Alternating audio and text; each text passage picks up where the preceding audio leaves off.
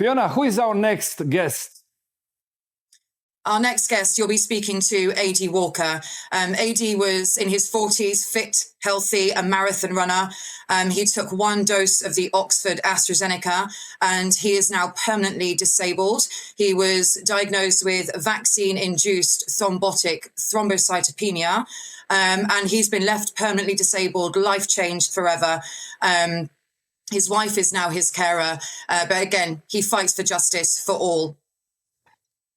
Hello, Andy. Can you please share with us your story during the pandemic and also, of course, your vaccine injury? So, my name's Ady Walker from Wrexham in Lincolnshire in England. I was previously very, very fit and healthy, sub-4-hour marathon runner, a former semi-professional football referee, a self-employed taxi driver.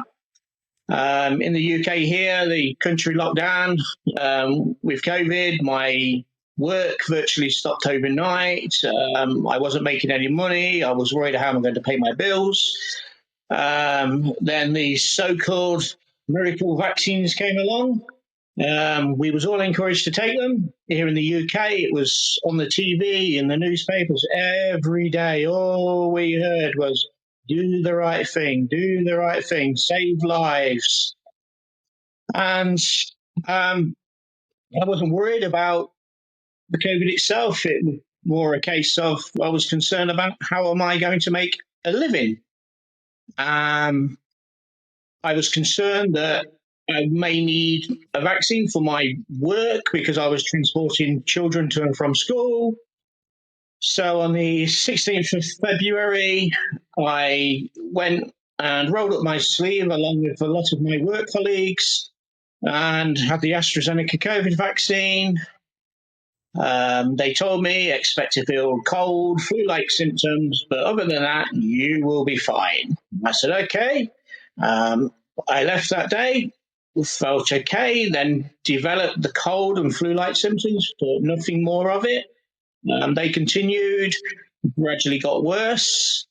10 days later, I was having dizzy spells.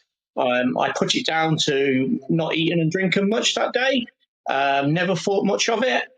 And then 12 days after I'd had the vaccine, I had to crawl up and down the stairs. I couldn't even walk up them. I was that weak. My wife said, oh, you'll need to have a COVID test, which was one of the things they made us do in the UK. I said, I had no symptoms, no point in me going for a test. But she said, if you go to the doctors, that's the first thing they will send you for. So I went for a test. Next morning, that came back negative. I went to my doctors. Well, I rang my doctor, sorry. They told me immediately to go to hospital. I was then transferred from my local hospital, Grantham, in an ambulance to Lincoln Hospital, which is the biggest hospital in my area, where scans showed multiple blood clots in my lungs, my bowel, my portal vein, my mesocentric vein. And little did I know at this time that I was in a life-threatening condition. My what's called platelets, which normally should be between 200 to 400, were 7. Anything below 150 requires immediate medical attention. Anything below 30 is considered critically life-threatening. My D-dimer, which should be around about 200, was 56,000. Doctors were baffled. They didn't know what was causing it. And all I said was, I have not been right since my vaccine. Their immediate response was, well, we've not had any problems so far. And I responded with, there will always be the first one. A week after that, my wife was called into hospital. And they told me my wife was called into hospital. Knew that there was their way of telling me they thought I was going to die. Because here in the UK, all the hospitals were closed to visitors. It was no visitors at all, unless it was for end of life. So that day I woke up with my wife at the end of my bed, and I remember seeing her. I can't remember my conversations with her. ironically, that day when my wife was called into hospital was the day that they was going to remove the whole of my bowel, which obviously is a large part of your intestine, which would have meant I would have had to have a bag on the front of me in order to be able to go to the toilet. But they told me that they were cancelling the operation because I would never survive the operation.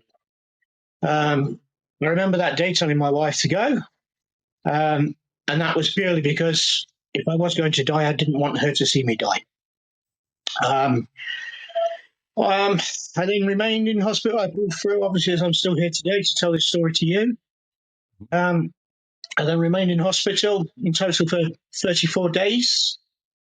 And probably just after I'd been in hospital for 3 weeks was when they discovered what is now known as vaccine-induced thrombosis thrombocytopenia, also known as VIT, which is a new condition brought on by the AstraZeneca vaccine and also the Johnson & Johnson vaccine, which are both adenoviral-vector-based vaccines, which are different to the mRNA vaccines like Pfizer and so forth, which is now being more commonly used.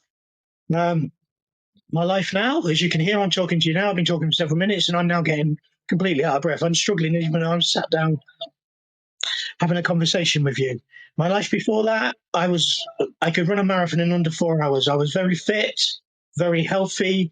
I didn't smoke. I drank very little alcohol because of my job. You couldn't drink alcohol the night before you're working. So I was extremely fit and extremely healthy, and my life is now nothing like it used to be. Well, Ady, relax. Thank you for your time, for sharing. Just tell us, you finally confirmed as a vaccine injured and you get some compensation. Yeah, I mean, strictly speaking here, the government will tell you it's not a form of compensation because they say you can take legal action against them, but that is incredibly difficult and very, very expensive. And for a majority of people trying to find a solicitor willing to take on their case is almost impossible. I am part of a group that is a class action here in the UK, but obviously due to it ongoing, I can't speak too much about that. But yes, I was awarded what's called the Vaccine Damage Payment Scheme here in the UK, which is a scheme which has been around since 1979. So it is now 46 years old. It was originally designed as a temporary scheme, and it hasn't changed hardly other than the amount in 46 years. In order to qualify for that, you have to be 60% disabled and prove that your injuries were caused by the vaccine. When I initially applied for mine I think it was June 2021, I was told my claim would take 6 months, which should have meant I would have got an outcome, either a yes or a no on my payment, by January 2022. I was eventually paid the Vaccine Damage Payment Scheme in April 2023, nearly 2 years later. I'd lost my job, I'd lost my business, and we was very close to losing our home. If we hadn't had savings to live off, we would have lost our home. There are other people here in the UK who have lost their jobs, their marriages have broken down, they've lost their homes, everything they have ever worked and saved for, they have lost. The most important thing out of all the things that we lose is our health. And I would give anything to have my health back tomorrow. Ady, thank you for your time and for helping us to raising awareness about these tragic situations that you are facing. Thank you. Thank you for having me on. It's very much appreciated. Take care. Have a good day. You too.